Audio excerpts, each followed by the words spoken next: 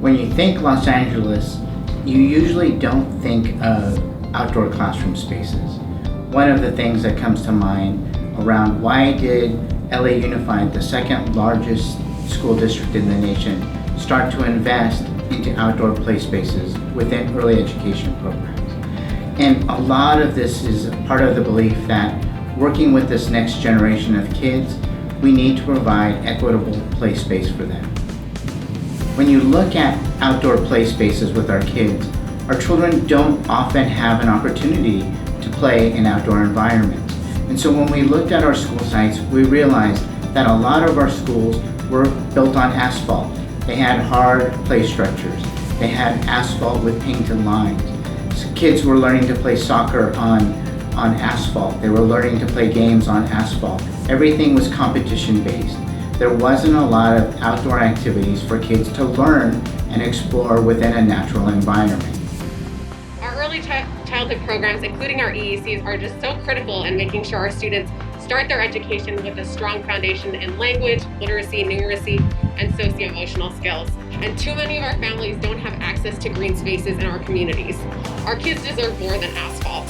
So now with these outdoor classrooms, we are tackling that inequity head on, all for the benefit of our students. And our kids will be able to experience nature, engage with their innate curiosity, and have even more hands-on learning experiences once these classrooms are built.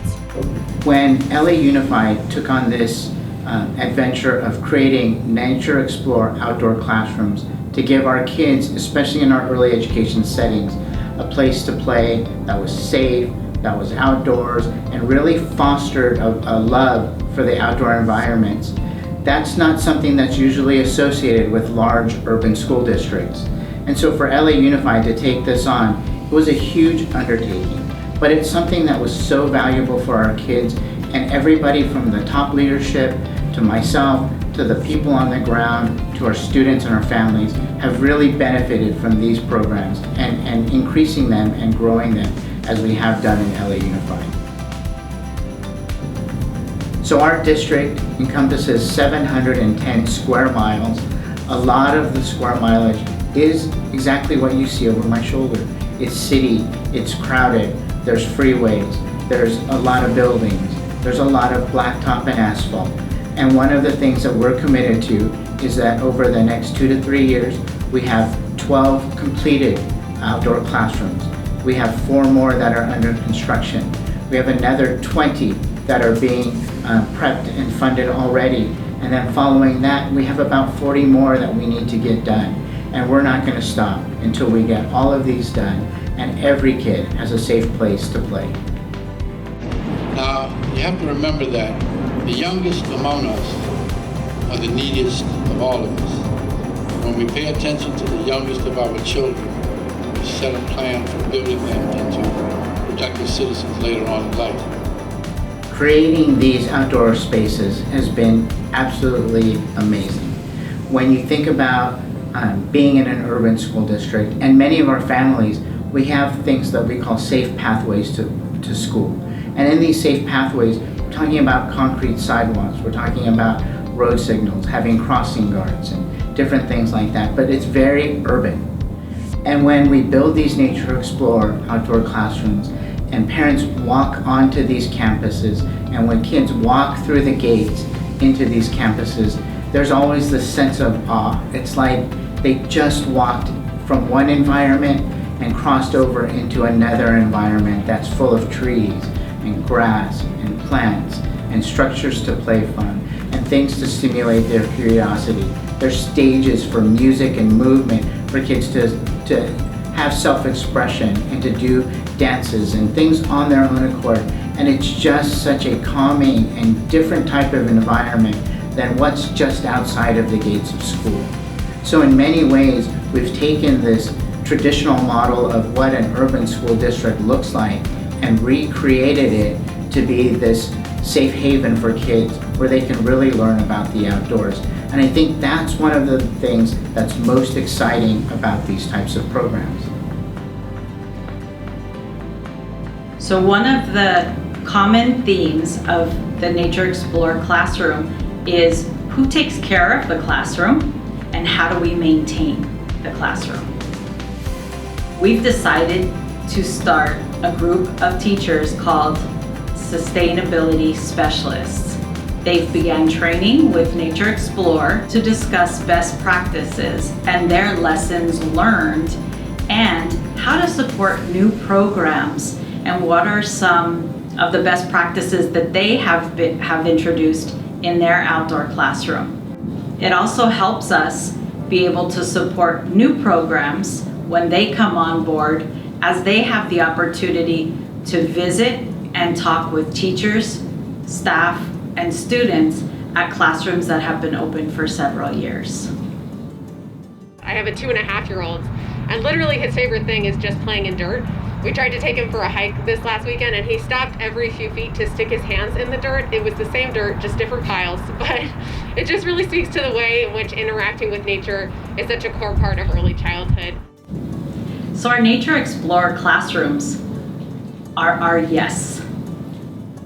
We do not have to say no to children. Children become investigators, scientists, explorers. They're archaeologists, they're entomologists, they're engineers and architects. We no longer have to say, no, don't do that. Stay away from there, don't touch that. It's all yes, yes. It's encouraging their creativity, their curiosity, and their sense of wonder. Students who sometimes need a break from the classroom will go outside with a staff member and walk around and talk about the plants they see, talk about what they hear. Just be quiet and enjoy nature outside. They'll talk about the sounds. It's very relaxing and very calming for students, and when they feel they're ready, they'll go back inside the classroom. I do a lot of hobby woodworking. I've got a planer, and if I'll take a board and I'll plane it down, the whole garage will be covered with sawdust. I'll scoop it all up and put it in a bag, and I'll save it for a special occasion, because the favorite toy of my girls is a big old bag of sawdust. They will spend all day long playing with it, throwing it up in the air, pretending it's fairy dust. Amazing things. Or a pile of twigs. I won't throw the twigs into the recycle bin. I'll save them up on the side. And every day I'll come home and they'll all be scattered around the yard because they've been different things in their imagination that they have. So I'm so grateful that we get to build something. With all the things we build, I'm so grateful that we get to build something that gets to connect the kids with nature. We get to show our kids that you don't have to have batteries to be entertained.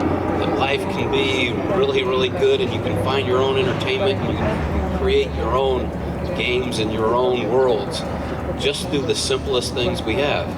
It's also nice because you don't have to maintain logs near as much as you have to maintain a lot of other things too. So that's great too. So this clearly is my favorite project that we have, these type of projects. We've got a few that we've started now, and they've been a tremendous, tremendous success. My goal is to get one on every single early ed center that we have. It's just amazing. The time I got the most choked up was at another ribbon cutting we had for an early ed center, and one of the mothers came up to me and said she literally had to cry because her son, when they get up in the morning, her son says, "Are we going to go to the park today?" He literally thinks the school is a park. And he says, "I'm so glad we finally have a park in our neighborhood," because this was the only green space this child had ever been exposed to. And every day the kid thinks he's going to a park instead of going to school. So how wonderful is that, and how great it is that we've got other people that understand and appreciate this, and that together we can create something that allows our kids to realize that butterflies are better than batteries. Thank you very much. Mental health consultants report that it's very supportive of students and staff members just to take a walk outside in nature and enjoy the environment. Look at the flowers, smell the flowers. We often teach children to take a deep breath and blow out their frustration. In the outdoor classroom, they can take a deep breath in and smell the smell of the flowers and then blow out their anger or their frustrations. We teach them to blow bubbles We can take those bubbles outside and blow bubbles to reach the sky. They also have them lay down on the ground and look up at the sky and see the clouds and the formation of clouds in the sky. It's relaxing and calming to children. Many principals also hold parent meetings outside. It's an important way to let parents know what their children will be learning throughout the day, especially to include them in understanding the areas of the outdoor classroom, where their children will be playing, and why their children come home dirty sometimes. I always say, if they're not dirty, they didn't learn outside today. They share pictures with families. They actually have families participate in the activities outside. This is the most critical time of their lives. They don't know it yet. I'm jealous because I was young. I wish I was that age. I could take advantage of all of it. I would love to roll on the grass, like to roll down the hill. After I got to rolling, I probably couldn't get up. I need somebody to help me. But this is a wonderful place. Just run around and explore. And that's what little kids are supposed to be able to do.